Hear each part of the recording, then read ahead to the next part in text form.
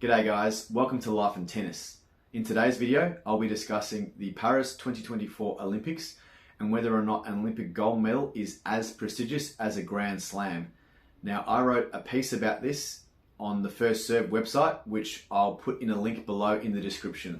So look, we've had another incredible Olympic tournament in tennis, culminating in Novak Djokovic finally winning a gold medal, that gold medal he so desired, in an epic 3-hour win over a valiant Carlos Alcaraz to complete that career golden slam that so few players have achieved in tennis. And now, potentially securing GOAT status. You know, on stats alone, I think it's pretty hard to go past Novak now. It's the last big title that he was missing.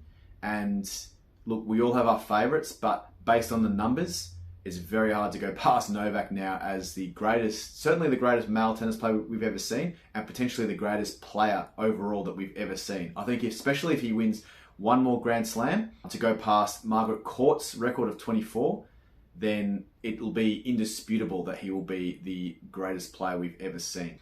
Now, there's been some other notable stories throughout the tournament as well, including China's Jinwan Zhang winning gold, China's first ever gold medal in tennis, which is an incredible achievement. And of course, as an Aussie, the doubles pair, Matty Ebden and John Peers winning gold for Australia for the first time this century and the first time since the Woodies did it back in Atlanta in 1996. So now that the dust has settled on another Olympic campaign, well, in tennis at least, I think this is a good opportunity to discuss whether or not tennis as an Olympic sport is as prestigious as, you know, the four majors, the four Grand Slams.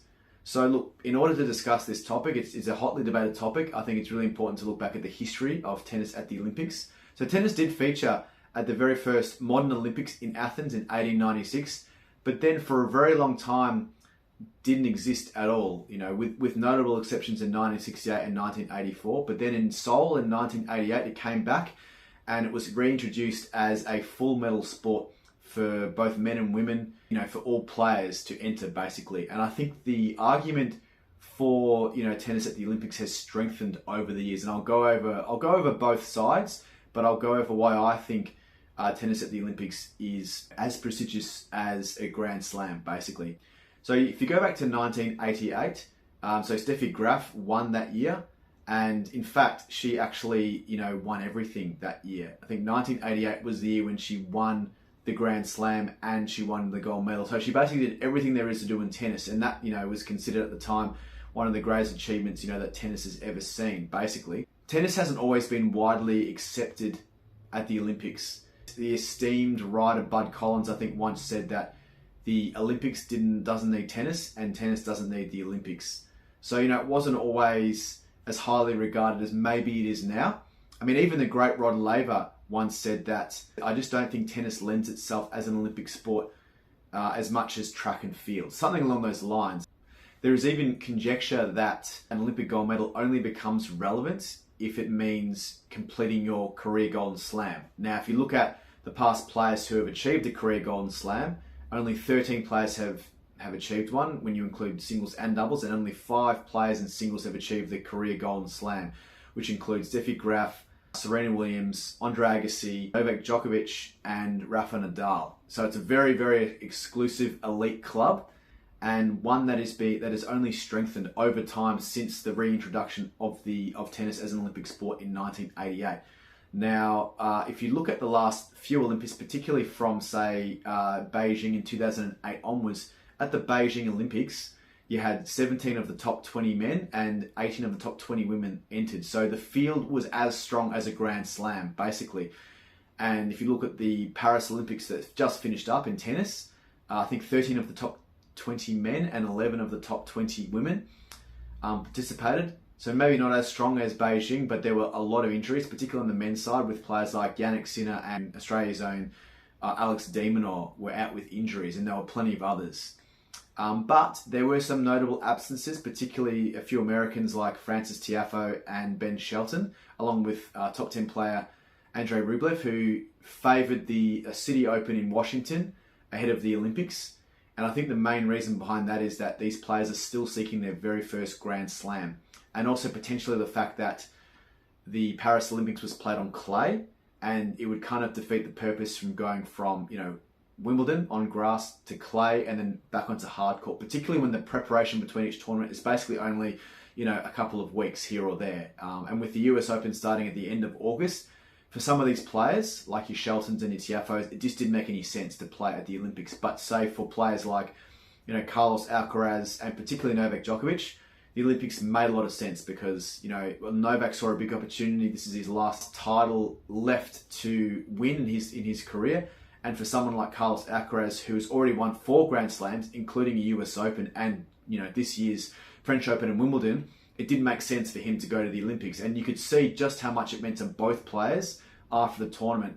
Both completely contrasting emotions, tears of joy for Novak and tears of sheer, disappointment for Carlos. But of course, Carlos being 21 will have plenty more time to win his first ever gold medal. And I'm sure he will. And potentially he could win, multiple gold medals, a bit like Andy Murray has.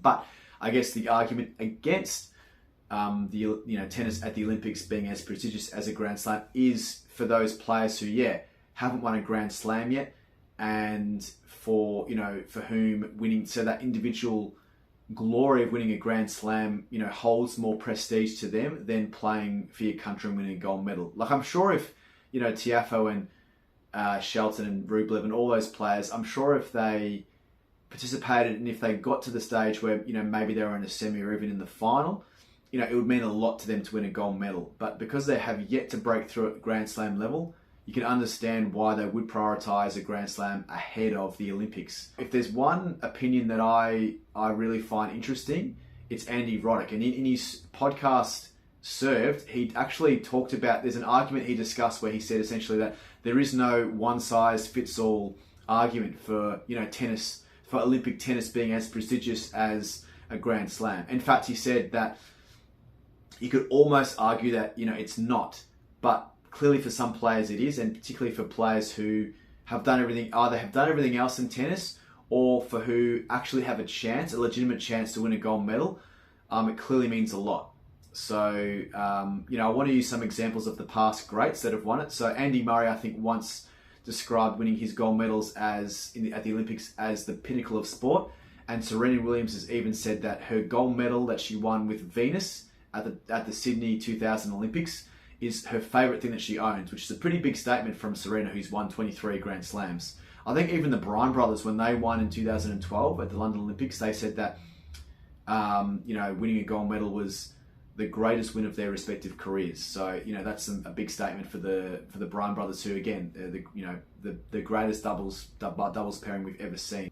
And when it comes to the current crop of players, I think getting back to Novak Djokovic, no other player's desire to win a gold medal has spoken for itself more than Novak has. I mean, we've seen in past tournaments, particularly at the 2016 Rio Olympics, when he had that shock loss to Juan Martín del Potro, he was, visibly distraught, in tears.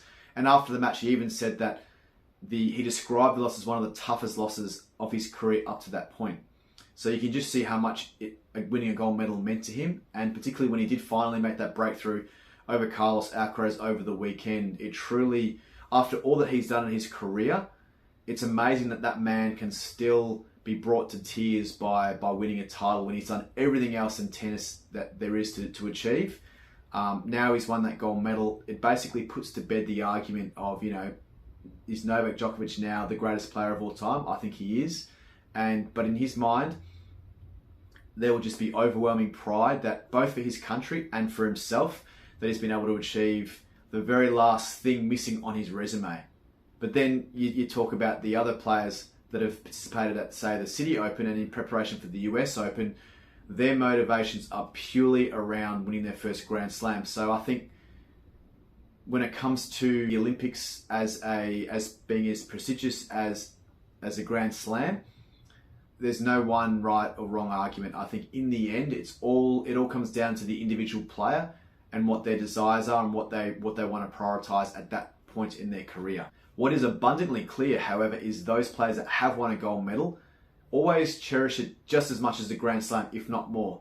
And I'll leave you with an Andre Agassi quote that he said not long after he won his gold medal at Atlanta in 1996.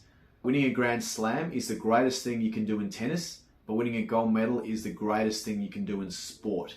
So, I think while We may agree or disagree about whether or not tennis at the Olympics is as prestigious or more than a Grand Slam.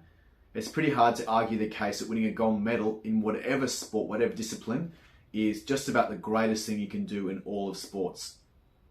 I'd love to hear your feedback in the comment section below. And as always, like, subscribe for more tennis related content. Cheers, guys.